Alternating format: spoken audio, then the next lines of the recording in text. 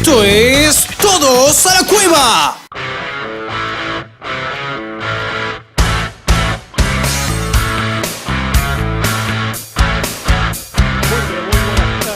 Bienvenidos a esta primera edición de Todos a la Cueva, un programa de análisis político justamente para refugiarnos, ¿no?, desde el conurbano. Pero antes que nada quería presentar a mi compañera de piso, acá nuestra doctoranda Cecilia Díaz. ¿Cómo estás, Ceci? ¿Todo bien? ¿Qué tal, Lautaro? Bueno, muy buenas tardes a todos. Hoy empezamos con este programa de análisis político y decimos todos a la cueva porque en tiempos de hegemonía neoliberal vamos a tener que refugiarnos, sobre todo para pensar y sobre todo buscarle la vuelta, ¿no?, a todo esto. Nosotros lo que pensamos es justamente encontrarle una vuelta a todo este proceso que vivimos y dar los debates que tenemos que dar, ¿no?, que por ahí en otros medios no se dan y nosotros lo queremos dar todos los días. Exactamente, el punto es politizar lo despolitizado. ¿Sí? Buscarle los contextos, los sentidos y dar, sobre todo, dar cuenta de los intereses políticos, económicos que están detrás de cada noticia y que incluso de cada decisión política. Exacto. Bueno, les vamos a comentar un poco de cómo se trata el programa, o por lo menos de qué se trata el programa.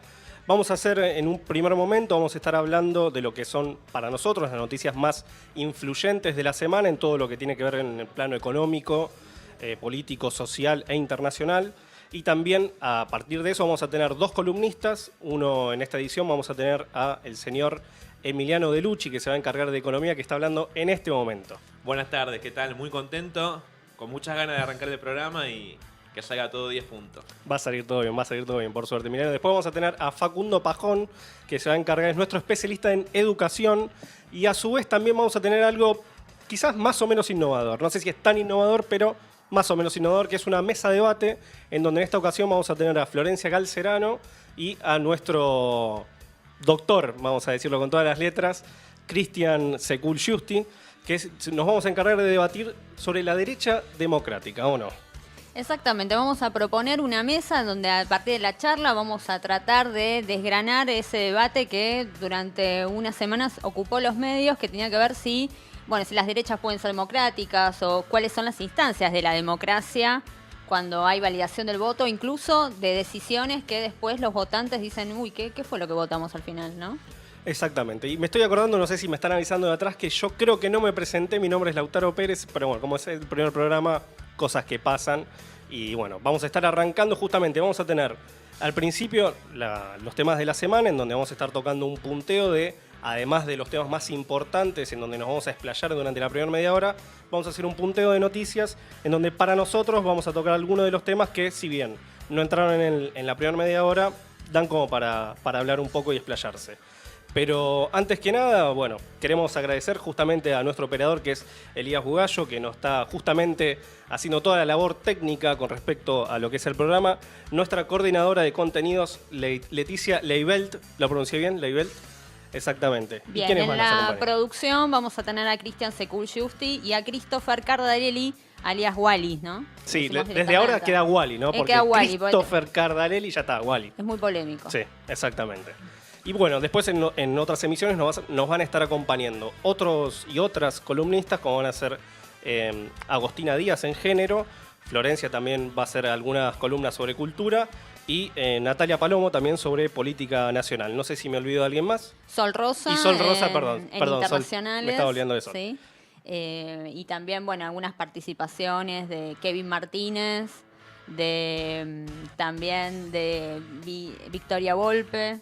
Vamos a tener, sí, bastante gente, porque somos 3 en este momento al aire, pero hay un montón atrás en la producción y hay gente que todavía no vino, que va a seguir llegando y nos van a acompañar durante toda la emisión. Pero bueno, más o menos eso es lo que vamos a hablar en el día de hoy, así que pasamos directamente a lo que son las noticias del día.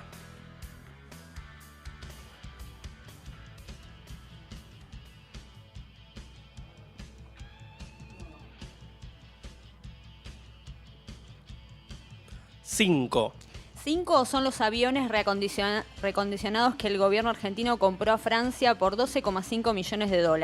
Los mismos van a estar utilizados para controlar el espacio aéreo durante la cumbre del G20 del año que viene. 192/217. 192/2017 es el decreto que va a dar de baja para permitir a las empresas petroleras poder importar crudo sin límite. 70.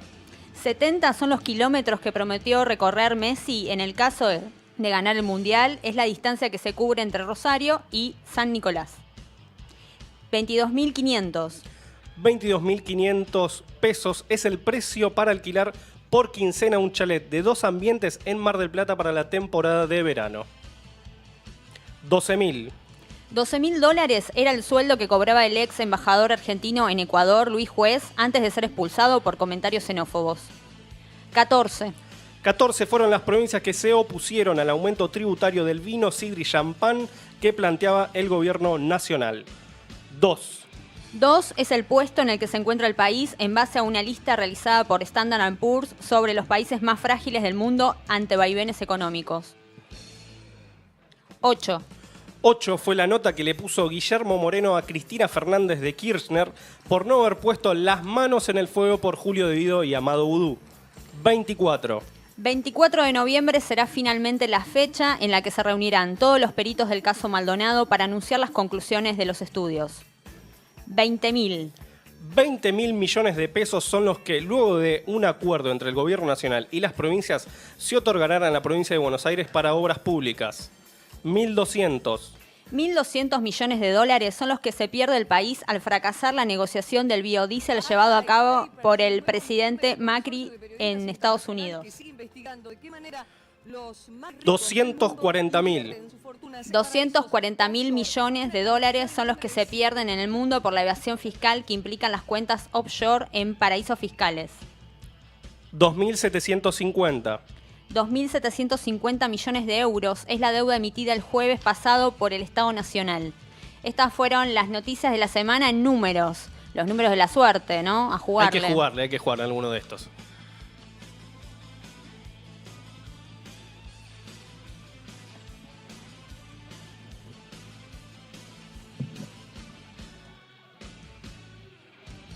Paradise Papers, un nuevo informe de consorcio de periodistas internacionales que sigue investigando de qué manera los más ricos del mundo invierten sus fortunas en paraísos offshore. Una cantidad de nombres de personas muy célebres como la reina Isabel, como Bono y en nuestro país el ministro de Finanzas, Nicolás Caputo. El equipo periodístico responsable de los Panama Papers accedió en esta ocasión a más de 13.400.000 documentos de sociedades creadas en múltiples paraísos fiscales alrededor del mundo, para terminar exponiendo la operatoria de lo que se conoce en la jerga como el Círculo Mágico Offshore, una élite que incluye a 120 políticos, empresarios, al igual que algunas de las más grandes multinacionales, como Apple, Nike o Uber, y bancos como Citigroup, Bien, este es la noticia, ¿no?, que sacudió esta semana el escándalo a nivel internacional del descubrimiento de nuevos cables, de nuevos documentos, en realidad, de los Paradise Papers. Emiliano, contanos un poco de qué se trata este escándalo, qué implica esto que haya tantas offshore. Bueno, es una segunda parte del caso de los Panama Papers, ¿no? Claramente, esto está impulsado por un consorcio de periodistas que tienen una principal relación con un diario alemán. Después de ahí la información se diversifica a diversos grupos que están en distintas partes del mundo, para obviamente poder segmentar cada noticia al país que le corresponde, pues estamos hablando de decenas de miles de personas.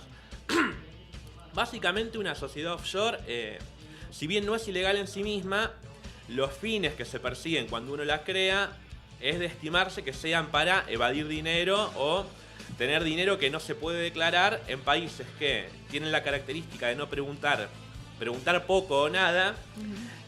La procedencia, digamos, Exactamente. De esos ingresos. ¿De dónde viene? Mantener la reserva de los nombres de los dueños de las sociedades y principalmente no cobrar impuestos, no se cobran impuestos sobre ese capital. Acá es importante, a mi entender, una visión global, digamos. Obama dijo que si bien esto no es ilegal en sí mismo, como lo habíamos dicho, el que tiene una sociedad offshore quiere cometer un delito y es un problema a nivel global. Esto lo dijo en abril del 2016. Y aquí, ¿cuál es uno de los problemas principales? Es que el Reino Unido, que es un país de peso, es casi un paraíso fiscal en sí mismo, ¿no? Un país donde después lo vamos a ver más adelante, el bloque que viene, pero donde la importancia del sector financiero se ha prácticamente comido el resto de los sectores de la economía. Exactamente. Digamos que esto es un paquete de datos, digamos, que ocupan a 13 millones de documentos en 1.4 terabytes de información. Nosotros que más o menos sabemos que es un terabyte, en documentos es un montonazo esto, la verdad, de datos. Documentos. Que justamente llegan como llegaron los Panama Papers al diario alemán Süddeutsche Zeitung y que a su vez llama al Consorcio Internacional de Periodistas de Investigación para hacer encarar esta investigación que ocupa a 382 periodistas a nivel mundial y que llevó 11 meses de investigación. Esto también implica en Argentina a periodistas como es bastante reconocido a través de los Panama Papers, a Alconada Mon, que es un periodista del diario La Nación. O sea, involucra toda esta filtración a una empresa que se llama Appleby, que se encarga justamente de toda esta tramoyada, por decirlo de una manera, que es la vinculación de todas las cuentas offshore. O sea, cómo crearlas, cómo llevarlas a cabo, cómo ocultarlas. Y justamente se ubican la filtración de estos documentos. Habla sobre las oficinas de Appleby en las Islas Caimán, en las Islas Vírgenes Británicas, en las Islas de Man, en las Islas Seychelles. ¿Se acuerdan de Cristina en su momento? Exactamente. No apareció por ahora, ¿no? Bueno, y en Hong Kong también. Igualmente también hay otra empresa que se llama Asia City Trust, que es otro de los proveedores justamente que se encarga de hacer todo esta entramado de empresas offshore. Y recordemos que la anterior empresa que se habían filtrado los Panama Papers había sido Mossack Fonseca, que era una empresa más dedicada a lo que es el mercado latinoamericano y algunos europeos, digamos. Pero la diferencia con Appleby es que Appleby se enfoca a lo que es empresas mucho más grandes y muchísimo más multimillonarios, digamos, que además Fonseca. actuaba bajo la máscara de un estudio de contable Mossack Fonseca, ¿no? Claro. Así se vendía bajo venta de servicios, disfrazaba todo lo que era el entramado este. Digamos que es como si fuera una empresa legal que se dedica a esto. Digamos, este es el negocio de la empresa. Y obviamente tiene millones de clientes por todo el mundo porque hay muchísima plata que está circulando en pocas manos, ¿no? Pero justamente uno de los implicados es el secretario de Comercio de Estados Unidos, Wilbur Ross, y también a Stephen Bronfman, que es el principal recaudador de fondos del primer ministro canadiense, que es Justin Trudeau, que es muy conocido, digamos, por ser un tipo supuestamente piola, joven, digamos, que se encarga de ampliar derechos supuestamente en Canadá y todo eso, pero bueno, vemos que tiene también otras implicancias con respecto a esto. Hay que ver qué tipo de repercusiones trae, ¿no? Recordemos que con los Panama Papers renunció el primer ministro de Ucrania y el de Finlandia. El de Finlandia. Ambos tuvieron que renunciar. Que al de Finlandia poco más no lo sacan a patadas, digamos. Sí, en el único lugar donde no pasó nada fue acá. acá. Pero bueno, digamos que es difícil pensar de que va a tener, o por lo menos bastante relevancia en los medios nacionales de acá y que tenga una consideración de peso, digamos, o que pueda mellar de alguna manera al gobierno nacional.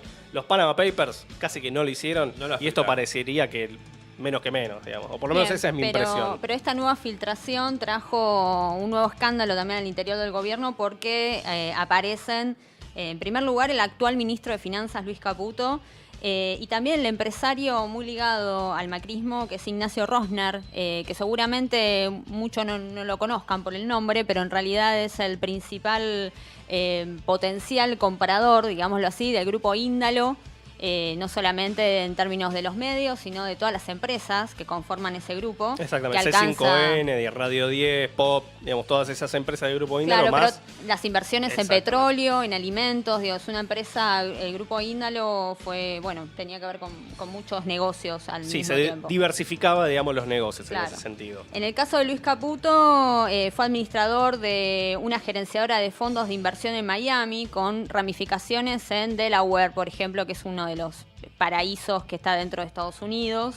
Y también, fue manager de un conglomerado, un fondo de cobertura que se llama Alto Global Fund, donde también, se dedicaba a esas tareas. Claro, exactamente. El Alto Global Fund, que es un hedge fund, se llama, que es un fondo de cobertura, formaba parte de Noctua Partners, que es la empresa, digamos, como mayoritaria que se ocupaba de hacer todos estos negocios junto con Luis Caputo, digamos. En ese sentido, digamos, lo que pedían, digamos, esta empresa para que justamente empiecen a hacer negocios, o sea, te oculten las cuentas o te armen todo el entramado offshore, era que vos directamente vayas y como primer contrato pongas $1 millón. Ya ahí vemos que... Era caro. Era de público premium. Exactamente.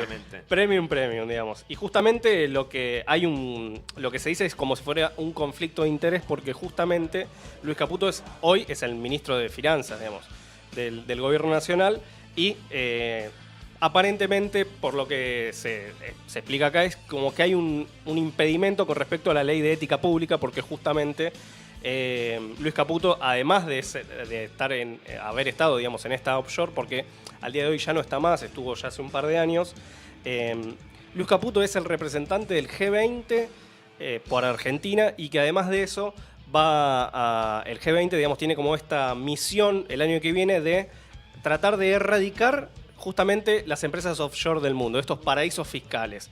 Y como que ahí hay un conflicto de interés, digamos, porque es el ministro que tiene empresas offshore a representar esto. Tengamos en cuenta, como bien decís, que lo que evidenciaron tanto los Panama como los Paradise Papers es que a partir de cierto nivel de ingresos es una práctica común en el empresariado argentino esto de a tener un offshore, de tener plata oculta, de tener plata en negro, que van en coincidencia un poco con lo que se dijo siempre, que en la Argentina había entre 300 y 400 mil millones de dólares de argentinos fuera del país, ¿no? Que es el equivalente entre 4 y 6 veces la reserva del Banco Central. Exactamente, pero antes de continuar con esto vamos a seguir con el siguiente audio de otro ministro del Gobierno Nacional, que en este caso es Aranguren. Luis Caputo, que es el ministro de Finanzas. Aparece Aranguren, aparece en los Paradise Papers el nombre del ministro Juan José Aranguren. Al nombre de Caputo ahora se suma el del ministro de Energía, Juan José Aranguren. Esa sociedad offshore de la cual Aranguren había sido director, digamos, hace unos 15 años, cuando él era ejecutivo de Shell antes de venir a Argentina, ganó 13 contrataciones para proveer gasoil al Estado. El Estado llama a licitación para comprar barcos de gasoil. Ya sabemos que Argentina no tiene suficiente gasoil. Una de estas offshore donde estuvo Aranguren como director fue contratada por el Estado y solo por 7 de ellas la petrolera trajo. Parte de lo que salió en las noticias, ¿no? Porque otro de los involucrados es Juan José Aranguren, el ministro de Energía, porque estaba, digamos, él dirigía 2 offshore de los fondos de Shell en parte de esta nueva filtración. Lo que ahí tenemos el conflicto, ¿no? Que aparece, que es la ley de ética pública, ¿no? Justamente, porque, o sea, volviendo, gana una empresa que se llama Shell Western Supply and Trading, que es una empresa que presidía Aranguren, que es una empresa offshore, es uno de los entramados de Shell Offshore. Justamente ganó 13 licitaciones por 650.000 metros cúbicos de gasoil durante el año pasado, el 2016. Licitaciones por 240 millones de dólares. Y justamente esto trae algún tipo de problema con lo que hablábamos recién sobre Caputo también, sobre la ley de ética pública.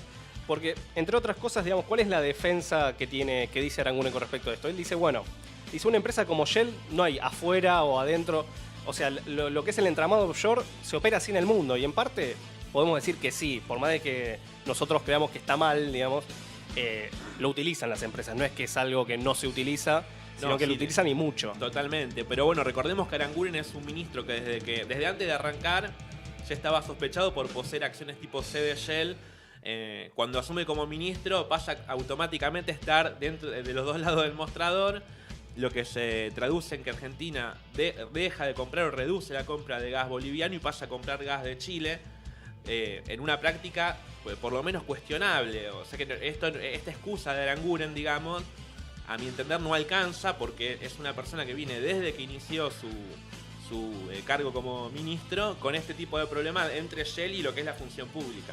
Bien, las primeras reacciones que hubo ante esta filtración fue entonces Pino Solanas, que lo denuncia penalmente al ministro por violar la ley de ética pública, mientras que desde la Oficina Anticorrupción, Laura Alonso le solicitó explicaciones a Luis Caputo y a Juan José Aranguren.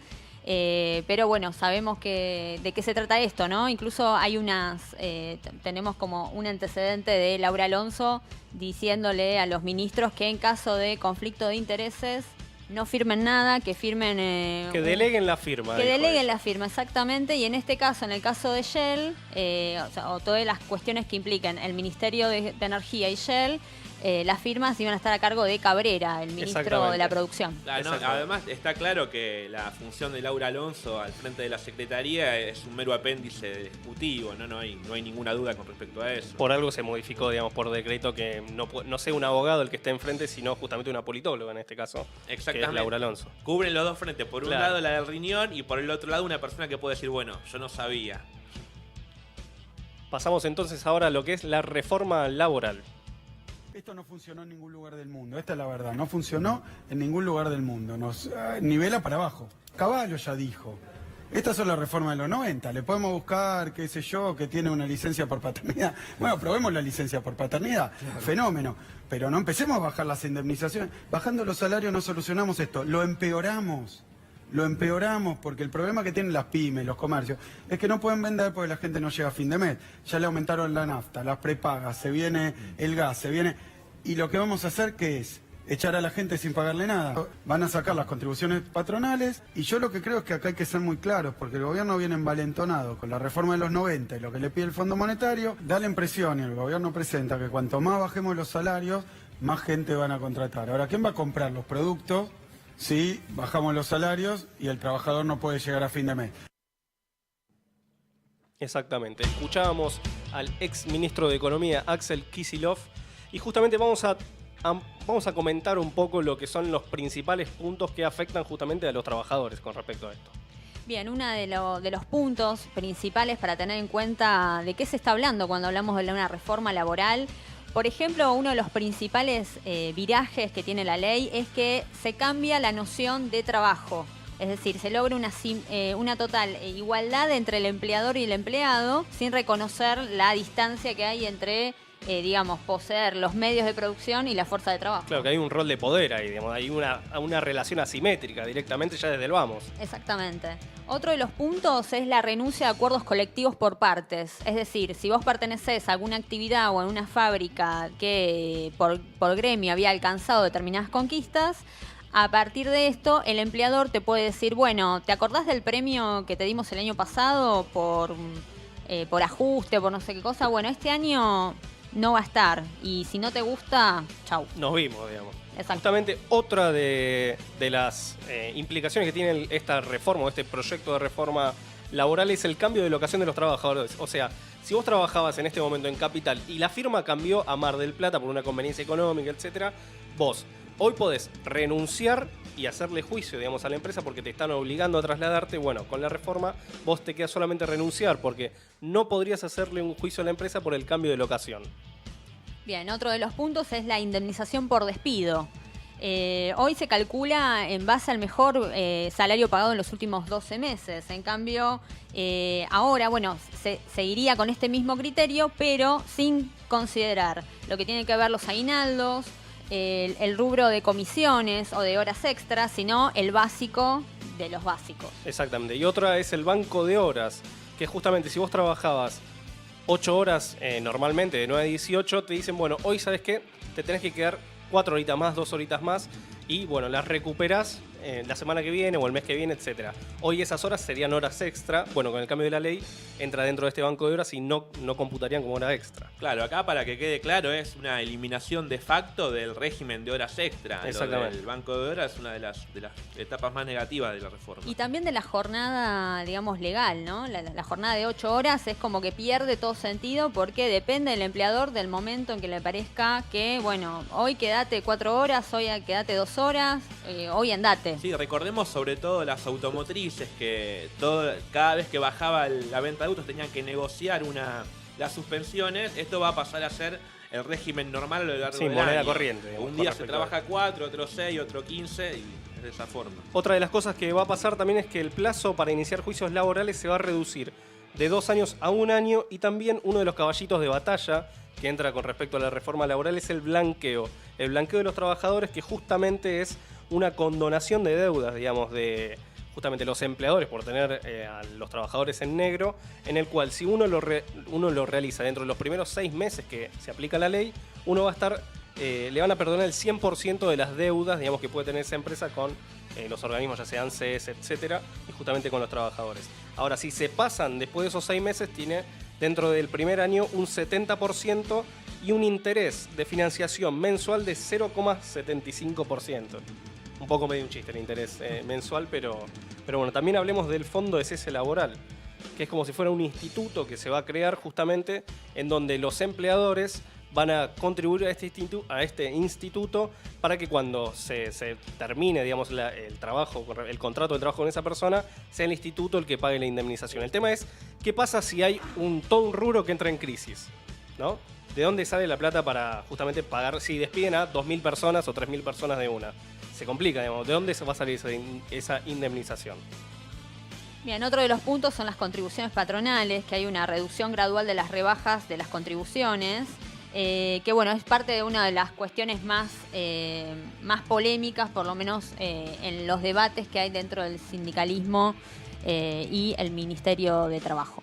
Bueno, y para cerrar este tema vamos a hablar de algunas de las cosas positivas, que es que se aumenta, digamos, los 15 días para lo que es el nacimiento de un hijo, digamos, con respecto a los padres, porque las madres tenían 90 días durante el transcurso del nacimiento. Los padres ahora van a tener 15 días, si bien no iguala, por lo menos es algo, porque compensa. al día de hoy eran 2 días nada más. Y la verdad que esa relación asimétrica entre contratar a un hombre y una mujer era bastante desfavorable en ese sentido. Sí, aparte es de un modo también patriarcal del Estado de sostener Exacto. la simetría de los roles en la familia, ¿no? Exactamente. Pasamos entonces ahora a judiciales.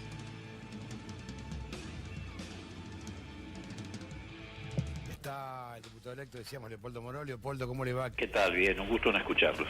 No podemos transformar la justicia en un circo. Me refiero específicamente a todo lo que ha ocurrido en los últimos días, digamos, ¿no? La destitución prácticamente mafiosa de la procuradora Gil Carbó, suspensión ayer de un juez que se había destacado por la defensa de los consumidores en La Plata, el juez Luis Arias, la destitución también con prácticas mafiosas que se pretende hacer del juez Freire. Pero lo que yo creo en definitiva es que esto en realidad tiene que ver con una práctica de extorsión que se ha desatado sobre el sistema político, la dirigencia sindical, los medios de comunicación, los propios jueces, que tienen un objetivo, que es reemplazar el Estado de Derecho por un Estado policial que les garantice llevar a la práctica una fenomenal política de ajuste que va a quitar derechos a todos los argentinos, a los trabajadores en particular, que va a hacer bajar brutalmente el ingreso de los argentinos, que va a terminar con beneficios. Bueno, ahí escuchábamos a Leopoldo Moró y justamente habla de todo este entramado judicial que está sucediendo últimamente con respecto a lo que es, podríamos decir, una especie de persecución judicial contra opositores, pero que nunca implica a algún tipo de funcionario del gobierno actual, por lo menos. Sí, eso es lo que genera cierta sospecha, ¿no? En parte, y promueve o le da justificación a esto de decir, bueno, puede ser una persecución política, no solamente en términos de castigar de alguna manera a los principales opositores al gobierno macrista, sino también marcar un poco de quién tiene el poder y ojo con lo que digas, ojo con lo que haces, ojo con lo que votás ante la serie de reformas que se vienen. Sí, exactamente. Ni funcionarios, ni exfuncionarios del gobierno actual, ni empresarios tampoco ligados al gobierno actual. Recordemos que Lázaro Báez paga prácticamente por todos los empresarios de la construcción que han tenido relaciones polémicas u oscuras con los gobiernos desde hace como mínimo 50 años. Sí. La patria contratista, digamos, ya lo olvidamos. El único culpable de todas las malversaciones. Y había que echarle la culpa a alguien, es Lázaro Báez. Exactamente. Y bueno, pero algo que, digamos, nos da por lo menos que plantearnos a nosotros es que justamente, ¿por qué van presos, digamos, Vudú y Debido? Porque supuestamente ellos podían llegar por las vinculaciones que tuvieron o que tienen, podrían llegar a entorpecer la investigación. Ahora, es una prisión, digamos, preventiva bastante polémica, digamos, en ese sentido. Sí, porque solo debe ser excepcional la prisión preventiva. Y aparte es muy poco probable que la justicia evalúe que un exfuncionario de un gobierno que ya no tiene ni nación, ni provincia, ni ciudad, puede entorpecer más que los actuales que son funcionarios ahora y están sospechados por el caso de Aranguren. Es paradigmático. Está sospechado por algo muy parecido por lo que fue preso Julio Debido. Exactamente. Por eso, digamos, que da que pensar si son presos políticos o no son presos políticos.